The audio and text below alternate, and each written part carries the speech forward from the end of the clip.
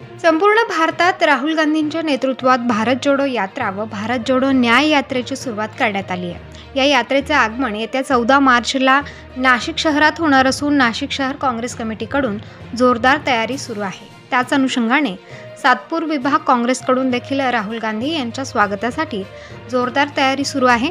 14 तारखेला सातपूर परिसरातील बाजार वस्तीच्या भागात खासदार राहुल गांधी यांचे आगमन होणार असून त्यांची यात्रा सातपूर परिसरात पोहोचणार आहे। कामगार वस्तीतल्या नागरिकांच्या अडीअडचणी राहुल गांधी जाणून घेणार असल्याची माहिती सातपूर ब्लॉक काँग्रेसच्या पदाधिकाऱ्यांनी दिली आहे।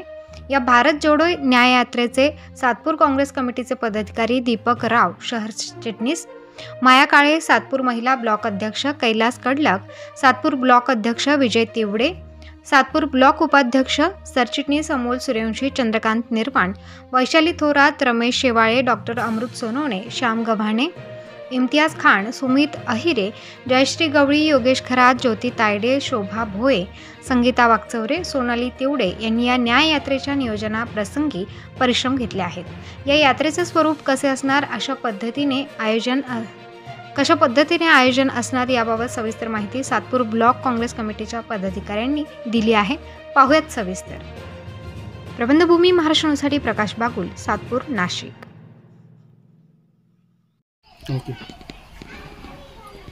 दिनांक 14 रोजी माननीय खासदार राहुलजी गांधी यांचे नाशिक शहरात आगमन होत आहे। द्वारकापासून चौक मंडईपासून अशी भव्य ही रोड शो आयोजित करण्यात आलेला आहे आणि तिथं शालिमार येथे चौक सभा आहे। चौक सभानंतर ते त्र्यंबक रोड मार्गे सातपूरला थांबणार। सातपूरला आम्ही सातपूर ब्लॉक काँग्रेसच्या वतीने सन्मान्य अध्यक्ष कैलासजी कडलक आहे, महिला काँग्रेसचे अध्यक्ष ब्लॉक अध्यक्ष माया काळे तिवडेची आम्ही सर्व सातपूर ब्लॉक काँग्रेसच्या वतीने एक भव्य दिव्य असे कार्यक्रम केलेले आहे। सातपूर टाऊन चौकीपाशी तर आम्ही सातपूर शहर काँग्रेसतर्फे सातपूर वासियांना असे नम्रपणे आवाहन करतो, या ठिकाणी 14 तारखेला गुरुवारी 4 वाजता सर्वांनी जमावे अशी नम्र विनंती। आपल्या नाशिकला खूप मोठं सौभाग्य प्राप्त झालेलं आहे। आज काँग्रेस पक्षातील काँग्रेस पक्षा या देशासाठी ज्यांनी बलिदान केलं, त्या बलिदानाचे जे सुपुत्र आहे राहुलजी गांधी आणि त्यांच्या ज्या भारत जोडो यात्रा नंतर भारत जोडो न्याय हक्क यात्रा ही नाशिकमध्ये येत आहे। द्वारका ते चौक मंडई ते शालिमारला चौक सभा आहे। नंतर CBSला वकिलांचं निवेदन घेणार आहे EVM मशीन विरोधात। तिथून मग महिला काँग्रेस त्यांचं स्वागत करणार आहे। तिथून डायरेक्ट थेट ते सातपूरला येणार आहे। सातपूरला त्यांची शहर जी रोड शो आहे तो संपणार आहे। तिथून ते डायरेक्ट त्र्यंबकेश्वरला जाणार आहेत। तिथे त्यांचं अभिषेक आणि आदिवासी लोकांशी संवाद आहे, सभा आहे छोटीशी आणि तिथे ते थांबणार आहे। सोंडी या ठिकाणी थांबणार आहे। पण ह्या कार्यक्रमासाठी म्हणजे त्यांच्या स्वागतासाठी माझे सर्व ब्लॉक कमिटीतले पदाधिकारी आपले दीपकजी राव, ब्लॉक अध्यक्ष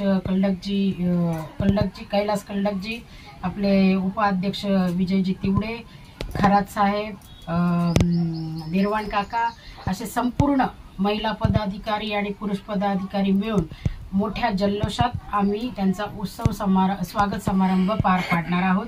त्याच्यासाठी आम्ही संपूर्ण तयारी ढोल ताशासहित आम्ही संपूर्ण तयारी केलेली आहे आणि या कार्यक्रमासाठी स्वागतासाठी अगदी सातपूर शहरातून कान्याकोपऱ्यातून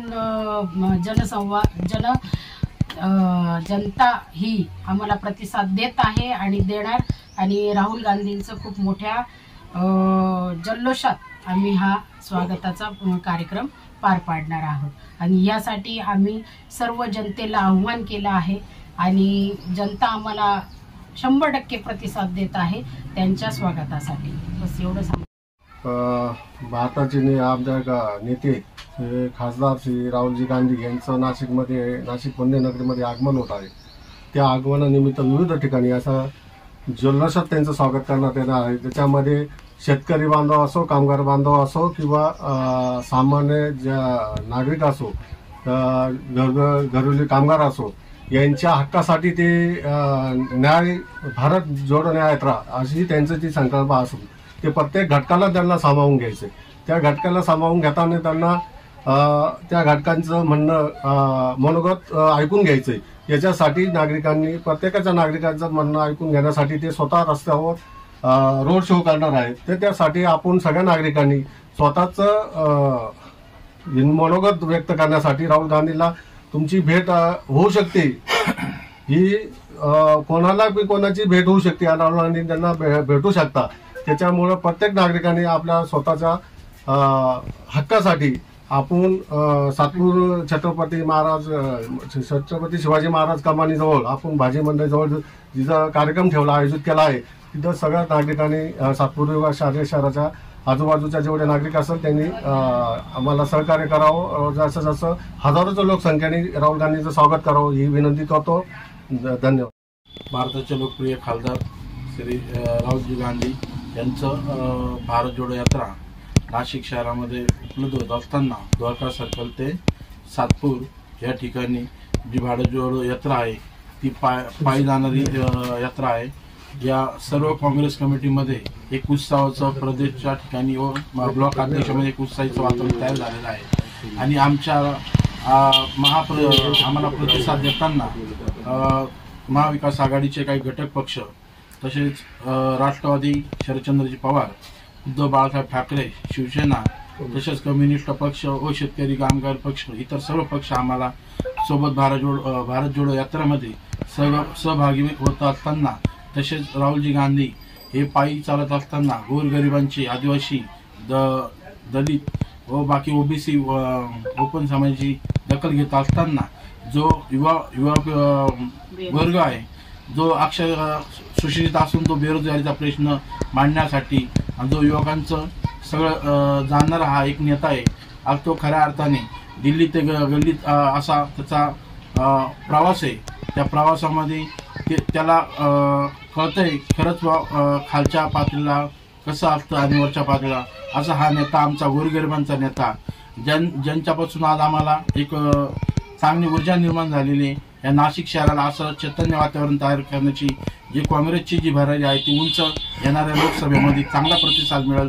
आणि थोडक्यात सांगायचं झालं तर हे सगळं बीजेपीच्या विरोधामध्ये एक चैतन्य असं वातावरण आमचं तयार होत असताना आम्हाला महाविकास आघाडी व बाकी इतर छोटे घटक पक्ष आम्हाला, तसेच आता वंचित पण आमच्या सोबत यायच्या प्रयत्नामध्ये आहे. आम्ही सर्वांना सोबत घेऊन जो आपला सातपूर टाउन हॉल आहे तिथं आम्ही त्यांचं राहुलजी गांधी यांचं भव्य दिव्य असं स्वागत करणार आहे.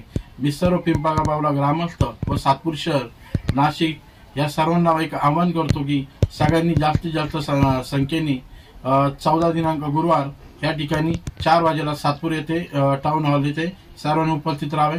मी पूर्ण ब्लॉक कमिटीच्या वतीने सर्वांचे आभार मानतो. व आत्ताच आमच्या मायाताई काळे सातपूर महिला अध्यक्ष, तसेच कैलास भाऊ कडलक हे सातपूर ब्लॉक अध्यक्ष आहे आणि प्रदेशचे सरचिटणीस दीपक भाऊराव यांच्या या उपस्थित पत्रकार परिषद झाली. त्या ठिकाणी मी पत्रकारांचं पण पुन्हा एकदा स्वागत करतो. असेच पुन्हा आम्हाला एक संधी द्या व आमचे प्रश्न न्याय हक्कासाठी तुम्हीच मांडणारा एक पत्रकार जो वर्ग आहे तो आमचा एक प्रश्न मांडणारा एक मुख्य आमच्या वाचा फोडणारा एक संघ आहे, तो आम्हाला मदत करील वारंवार अशी अपेक्षा व्यक्त करतो. मी थांबतो. जय